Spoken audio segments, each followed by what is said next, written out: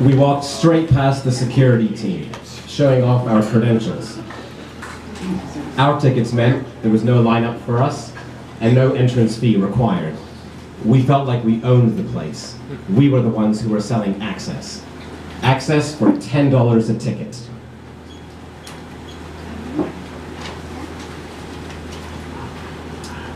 Through the doors, bright lights, beautiful people, good music. Just over 10 years ago today, this is what we hoped we would find as our hockey team embarked upon a rather ill-fated endeavor to host a team fundraiser. We were a collective of 20-year-olds who somehow expected to find riches and glamour at Caprice nightclub on Granville Street. The nightclub gave us tickets to sell, we had friends who would buy the tickets, and all of the proceeds would go towards our hockey team. This seemed like a reasonable plan. We sold about 30 tickets at $10 a piece, and we thought that was pretty good.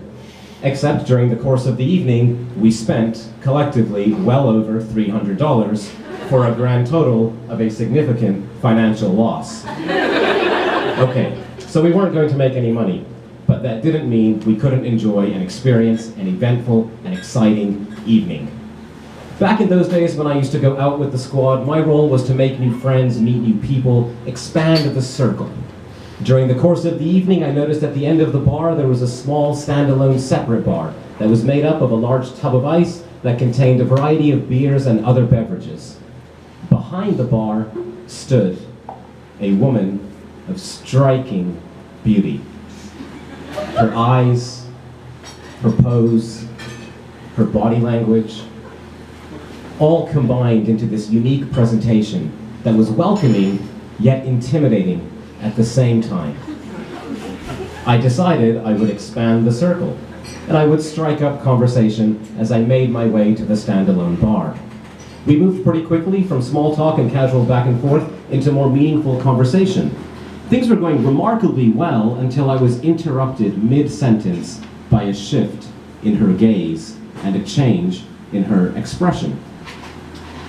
Looking at me, she inquired, "Are you okay?" Now, I was standing next to the standalone bar, but I was leaning against the main bar, and so I assumed she was asking about my level of comfort. So I quickly replied, "Oh, yeah, I'm totally fine like this." And then I noticed her gaze intensify. And I also noticed there were now others who were beginning to look in our direction. And she gestured towards my left arm and said, "No, your arm." It was at this time that I turned and I realized that while I was leaning on the main bar, I was resting my arm above a candle. My entire forearm, from elbow to wrist, was now on fire with sizable flames. There was a moment's panic, and then I ran across the dance floor into the restroom, and I put my arm underneath the faucet in the sink, and I did everything I could to douse the flames. And pretty quickly, things were okay. The sleeve on my new, and then I learned highly flammable shirt was in tatters, and where the flame had made direct contact with my skin, the hair had been singed off, but overall things were okay. The panic had subsided. And then I received a tap on the back of my right shoulder by a member of the club's esteemed security staff.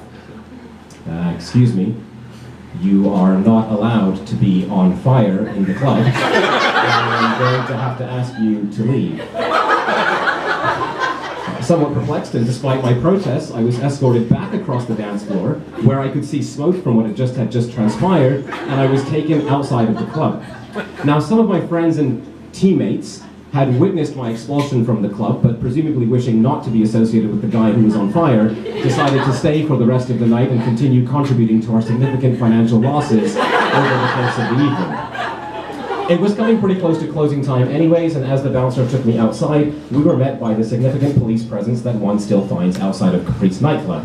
An officer approached and asked the bouncer, while looking at me, if there had been any issue this evening. The bouncer explained that I was being removed from the venue because I was on fire. I had to recount the whole thing and relive the whole episode for the officer. I don't think he ever fully understood what I was saying, but he didn't altogether seem too interested. Soon thereafter, the club closed, people began to exit, and my friends emerged. As they arrived, one by one, I began to explain what had happened inside. And then she arrived. The unmistakable gaze and the now unmistakable voice of the woman from behind the standalone bar. You know, I've seen a lot of people do strange things to exit a conversation, but I've never seen someone set themselves on fire. We each smiled at each other, and we agreed that I owed her the end of that conversation. It might have been a financial ruin and a loss for our team. My shirt was ruined. I lost the hair on my left arm. But the conversation that was sparked just over 10 years ago still hasn't come to an end, and I hope that fire never burns out. Thank you.